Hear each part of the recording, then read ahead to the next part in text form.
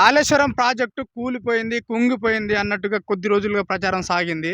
వాస్తవానికి కూలిపోయిందా? కుంగిపోయిందా? కూలిపోతే కూలిపోవచ్చు. మనం ఇల్లు కట్టినప్పుడే ఏదన్నా ఒకటి మనం సొంత పని చేసినప్పుడే ఏదన్నా ఒకటి అవుతుంది. హ్మ్. అయితే పోతే పోయింది కావచ్చు. హ్మ్. మీరు వచ్చినాక ఏం చేసిర్రు? నిర్మించి మళ్ళా ఏదో చేసి రైతులకు నీళ్ళు అయితే ఇవ్వాలి కదా. మీకు అవునా? రాజకీయం పబ్బం గడుపుకునేందుకు అవసరమా? ఆ! రైతులకు మాత్రం నీళ్ళు ఇవ్వాలి కదా. రాజకీయంతో అవసరం లేదు. వాళ్ళని కూలిపోయిందో వాళ్ళకి జనం చూసిరా అయిపోయిందో దాన్ని పక్కన పెట్టేసే ఇక. హ్మ్. హ్మ్. నువ్వు పని చేసి రైతులకైతే వాటర్ ఇవ్వాలనా ఇవ్వద్దా? హ్మ్. కట్టండి, తొందరగా కట్టండి, రైతులకి నీళ్ళు ఇవ్వండి. హ్మ్.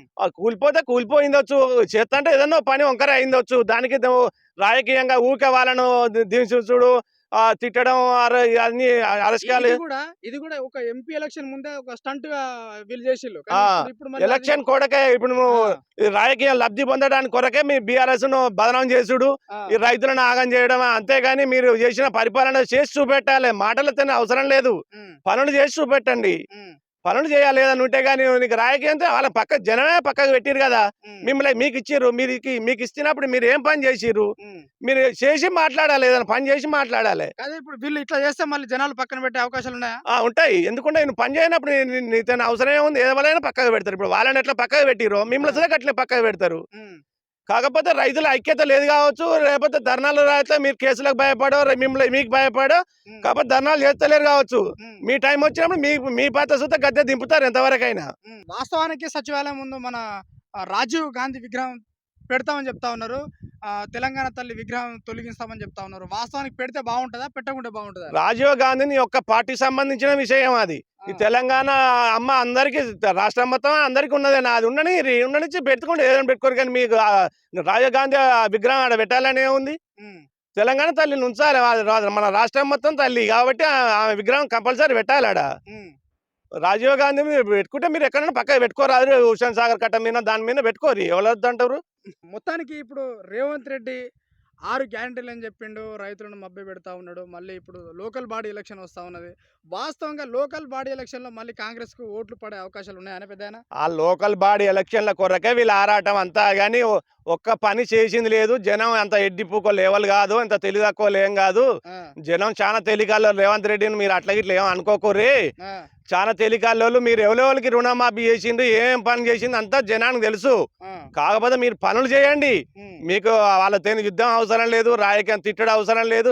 హ్మ్. ఒక రేవంత్ రెడ్డి మీరు సీఎం కుర్చీలో కూర్చొని వాళ్ళని ఘోరంగా తిట్టాడు. బర్రకాడ మన పసలకాడి పోరగాళ్ళ తిట్టినట్టేనా అండి మీరు? ఆ భాష తీరు మనం తెలంగాణ 10 సంవత్సరాలు అయితాంది తెలంగాణ వచ్చి గాని ఇప్పటివరకు ఆ భాష ఇలా ఏ నాయకుడు ఏ సీఎం మాట్లాడినంతగా ఏ మాట్లాడలేదు. సీఎం ఏ మాట్లాడలే సీఎం వాస్తవానికి. మాట్లాడలేదు, ఏ ముఖ్యమంత్రి మాట్లాడలేదు. నీకు అట్లా మాట్లాడడం పద్ధతి కాదు. నువ్వు హ్మ్. ఏదైనా ఉంటే పని చేసి చూపెట్టండి. ఆ! కానీ తిట్టడం ఎందుకు?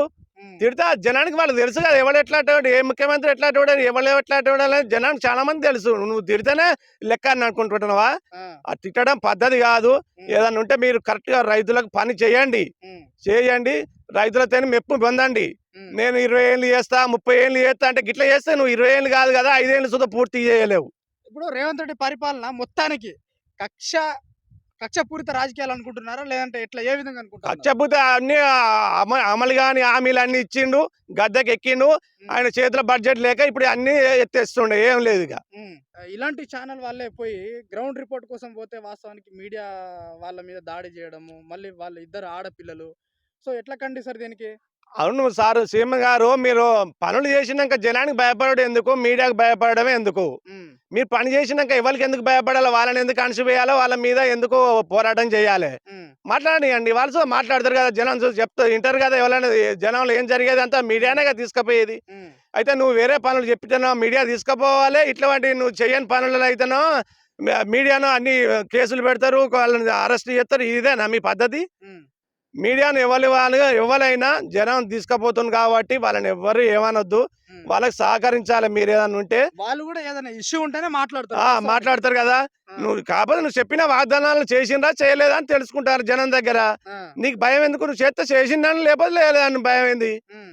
దానికి నువ్వు వాళ్ళని అరెస్ట్ చేసుడు ఎందుకు, స్టేషన్లో పెట్టడం ఎందుకో, హ్మ్. ఆడపిల్లలను తెలియకుండా సుతం నువ్వు వాళ్ళ మీద ఫైర్ చేసుడు ఎందుకు అవసరమా?